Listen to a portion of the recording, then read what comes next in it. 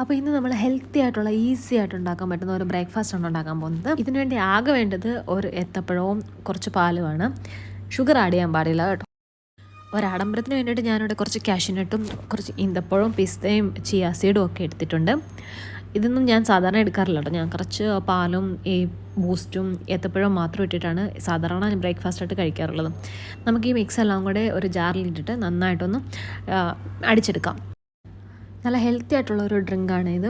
നമുക്ക് ഈ പെട്ടെന്ന് ഓഫീസിൽ പോകുന്നവർക്കും കോളേജിലും സ്കൂളിലൊക്കെ പോകുന്നവർക്കൊക്കെ ആയിട്ട് ഹോസ്റ്റലിൽ നിൽക്കുന്നവർക്കൊക്കെ വേണമെങ്കിൽ പെട്ടെന്ന് ഉണ്ടാക്കാൻ പറ്റുന്ന ഒരു ഷേക്കാണ്, ഒരു ബ്രേക്ക്ഫാസ്റ്റ്, ഒരു 2 മിനിറ്റിൻ്റെ ബ്രേക്ക്ഫാസ്റ്റ് ഒക്കെ. ഞാനിത് നന്നായിട്ട് ഷേക്ക് അടിച്ചെടുത്തിട്ടുണ്ട്. ഇനി ഇതിലേക്ക് കുറച്ച് ഡെക്കറേഷന് വേണ്ടിയിട്ട് ചുമ്മാ കുറച്ച് കാഷ്യൂനട്ടും ഏന്തപ്പഴവും പിന്നെയും ചിയ സീഡും കുറച്ച് ബൂസ്റ്റും കൂടി ഇട്ടിട്ട് കുറച്ച് നേരം വെച്ചിരുന്നു. എന്നിട്ട് നോക്കുമ്പോൾ ഇങ്ങനെയാണ് അവസ്ഥ കേട്ടോ. നല്ല തിക്കായിട്ടൊരു ഷേക്കായിരിക്കും. നല്ല ടേസ്റ്റാണ്. ഷാർജ ഷേക്കില്ലേ, അതിൻ്റെ ഒരു ടേസ്റ്റാണ്.